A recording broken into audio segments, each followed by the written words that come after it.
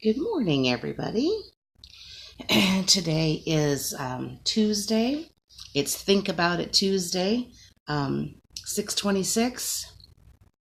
And this morning I managed to get out of bed on time thanks to my dog and deciding that he had to whine and scratch because there was someone else out in the living room that he wanted to be with. Probably just wanted to go chase a cat. I don't know. But anyway, as grouchy as that made me, hello, Jill dear. Nice to see you. As grouchy as that made me, I ended up getting up on time. So, in retrospect, thank you very much, Siggy. And so I have, as you can see, I'm mostly ready for work. I just have to go flat iron my hair and try to find my favorite lipstick, which seems to have been misplaced. Not really sure where it is. It's probably in the bottom of another bag that I don't usually use. Why it would be there, I have really no idea. Anyway, today I had intended, and I'm still going to, but I had intended on talking about fighting your life. Sometimes it's really difficult to just to let go and not fight your life. And you know what I mean about that. It's like you feel like you're always running through jello. You can't make any progress and everything's going wrong. And it's frustrating. It makes your high blood pressure go up. And but I never got a chance to write out exactly what I wanted to say. But in today's I went and did a Google search, and I actually found an article that exactly says what I want in a very eloquent way. So I found this Google post on, let's see, let me scroll up here. It's clarityonfire.com. That's clarityonfire.com. And the blog post is entitled Why You Need to Just Stop Fighting with Your Life and Go With It. And let's see, it's Clarity on Fire is written, managed, whatever, contributed to by a lady named Rachel and another lady named Kristen. I guess there must be pals. I didn't read the whole thing of how they're both on this website, but I've heard of Clarity on Fire before, so I know they've been around for a while. And yeah, so anyway, they whoever it was, and I was scrolling here trying to see which one of the ladies had written this post, but I don't seem to see where it is. But anyway, whoever it is that wrote it, whichever one of them it was that wrote it, she goes into this discussion about how she's usually pretty even tempered and she goes with the flow. She doesn't really lose her cool easily. Not a real super high stress person. And she's been complimented many times in her life for being adaptable and easygoing. Well, I'm kind of the opposite. I mean, I tend to be kind of adaptable, I guess, and easygoing when I feel like it. But generally speaking, I tend to be sort of a pusher, sort of a doer, sort of a have to have control over what's going on and stuff. And so she writes, but there are certain times when my normally dormant inner control freak roars to life and temporarily throws all of that right out the window, being calm and that sort of thing.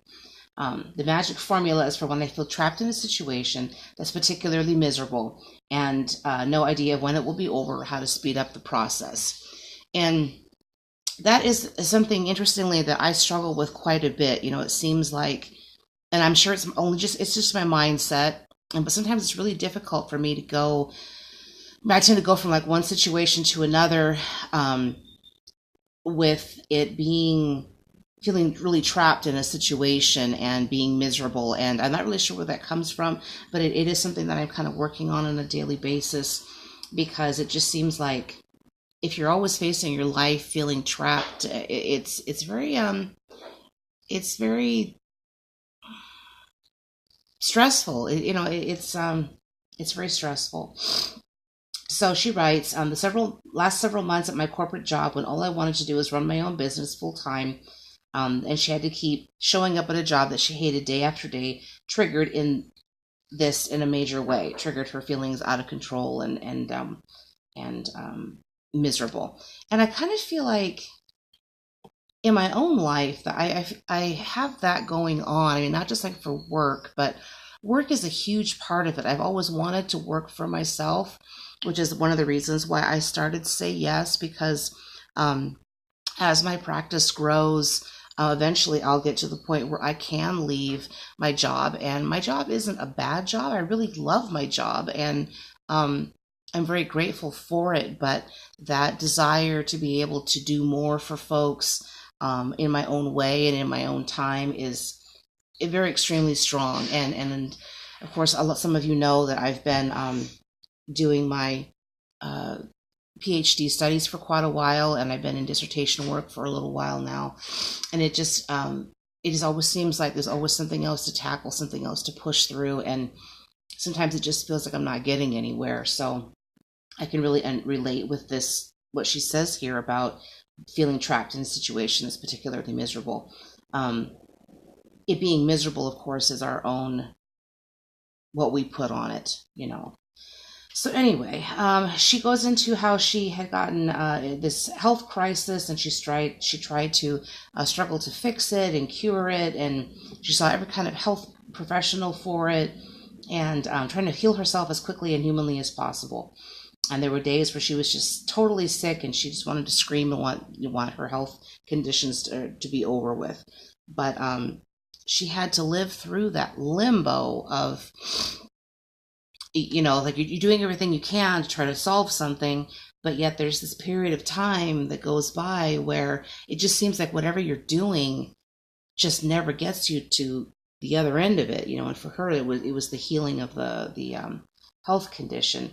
And man, I really can relate with that. I mean, it just seems like no matter how much effort I'm putting in over here, how do you get through that period of time in between when you're doing all this work and putting all this energy into goal or some need or some drive, some desire, and then the actual manifestation of it over here, and that's what I mean by the struggling with your life. I mean, because you have people, and I know I tend to do this, like the whole time that you're waiting and waiting and waiting for the fruition to happen, you're struggling and you're in stress, and you're all this time through all this whole period, instead of being able to relax and enjoy the pieces that life gives you along the way, you're doing this through the cello, the dog paddling, and that's what I mean by the struggling with life. Part of it for me though too was that it just never seems like you're ever going to get to the end of it,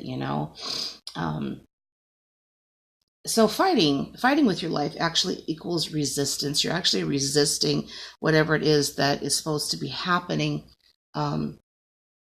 when you're struggling that way. I miss that piece. I tend to just completely overlook those pieces that life is handing me, that you're so focused on, or I do, I get so focused on that end goal that I fight against all those pieces in the middle.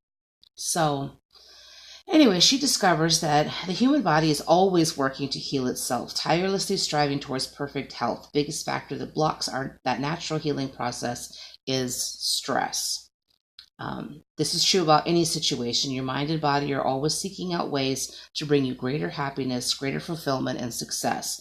Just like your physical body, life is conspiring to work in your favor, really is. But then when you throw resistance into the mix, you slow up the works. So how do you know if you're creating resistance and slowing your own progress? And here's some signs. And then she gives, let's see, 1, 2, 3, 4, 5, I think like 6 different signs that you are throwing resistance into the way. So you find yourself complaining about the same things day after day. And guilty. You feel like you're life is on pause until the thing that you want shows up, like the new job, the new relationship, perfect health.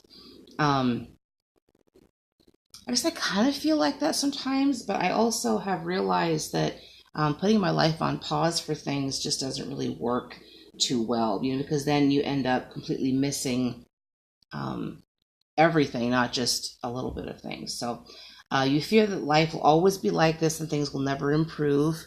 Um, yeah, I'm pretty guilty of doing that because sometimes it's just so hard to see the light at the end of the tunnel. And in my case, I always joke around and say, that light at the end of the tunnel is probably a train headlight.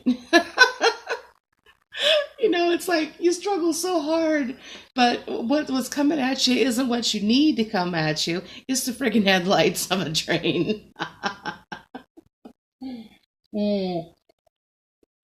Coffee helps ease with resistance. Okay, and then you're exerting a ton of energy trying to control or micromanage some area of your life. You constantly feel jealous of other people who have what you want and makes you wonder what's wrong with you for not having it yet yourself. I don't really deal with that one too much. I mean, sometimes I'll kind of wonder, why is it that I put in so much work and I just don't think I'm getting anywhere, but I can't really say that I'm jealous necessarily of other folks. But anyway, then she goes on to say, keeping up this level of resistance is exhausting and doesn't actually get you any closer to the outcome that you want. Okay, so here's why it's best to give up the fight. I finally decided to give up the fight and trust my body to do what it does best, heal itself. And ever since then, I've been amazed to see how quickly and thoroughly I have healed, way faster than when I was trying to micromanage the process. In fact, I'm much healthier now than I was before my health crisis. So I can totally understand that. And then she says, I want to make a huge distinction here, though. Giving up the fight does not mean giving up entirely. Giving up the fight is, like I said before, I think it's kind of more of a mindset shift. You're still working towards your goal, but you're not, oh, well, this piece I'm just going to throw away over here because that piece, it doesn't seem like it fits with what I have going on. I mean, no, you got to stop and look at all those little pieces along the way, let's say you have a job opportunity and you interview for it and then you get turned down, but then 2 weeks later, somebody from the company calls you and says, hey, I've got this other position, this other department that you'd be perfect for. It's like you're beating yourself up and you're trying to, because you didn't get this other position, after you've worked so hard and gotten all this education and whatever it is you prepared to do to get this position, but then what really needs to happen comes along a couple weeks later. It just, this is how things work. So, for example, when she was going through her illness, she didn't give up about caring about how she was eating because that was actually helping her body. She didn't give up on finding a solution, and she didn't give up on asking for help. But what you do is, in these things, you're still working on it, but you have to come to a point where you're finding acceptance within yourself about what is. You're as I used to say, I don't say it too often anymore, but I probably should. Living in the world of is. What is right now? It's like, okay, I didn't get the job this time. That's what is. But I'm going to keep looking, and I'm going to keep looking, that kind of thing. So finding acceptance, letting go of the resistance, and allowing change to happen in the perfect time. Okay, we already talked about putting your life on hold. Practicing gratitude, here it is, pulling up its head again, practicing gratitude. Find something, anything to be grateful for. Gratitude is one of the most powerful forces in the world for creating positive change. And I really believe that's true. And, hate to sound all law of attraction here or whatever, but I find in my own life that if I'm not grateful for what is, then it's almost like life kind of takes things away from you. It's like your joy gets stolen, your ability to accept what is. It gets stolen from you, but you're stealing it from yourself, so yeah. Remember, giving up the fight is not about giving up altogether, tolerating a terrible situation, or sitting around waiting for things to change without taking action. It's simply about letting go of resistance and stress so that you have the energy and inspiration to make faster progress with more ease. And a perfect example of this would be like someone in an abusive relationship. They know that they need to make changes, but they can't make them all at the same time because that would be a very dangerous thing for them to do. So they're not giving up on getting out of the relationship. They're accepting the fact that they're in a really bad relationship, that they take this and they say, okay, self, I acknowledge that XYZ is happening to me, and I'm continuing to make a plan to leave. That kind of thing. Okay. So, in what way have you been fighting against your current situation recently? How willing are you to give up resistance to allow change to happen faster? So, I don't know. That's something that I'm going to have to think about today because it's Think About It Tuesday. So, I'm actually going to post this on my website, say-yes-coaching.com. And sorry, I'm kind of distracted. I'm watching my kitties over there. They're really being really super cute in the window. But anyway, I'm going to be posting it, but I will use her picture, and it's going to be labeled as a repost because this is not my work. But I really, really connect with what these ladies are saying about it. And I may have to send them a little note and say, hey, you know what? This blog post that you posted on November 29th, 2016 really struck a chord. It's so much so that I put it on my my Facebook Live of the day on Think About It Tuesday. So anyway, so for all of your Think About It that you need to do, have a wonderful Tuesday, and I will see you again tomorrow morning for Gratitude Wednesday, and then of course the Q&A with Jay at 7:00 tomorrow evening. And so don't forget to write your questions about life, love, and relationships on the Facebook page for the coaching. And yeah, that's about it. So I'll see everybody tomorrow morning. Bye-bye.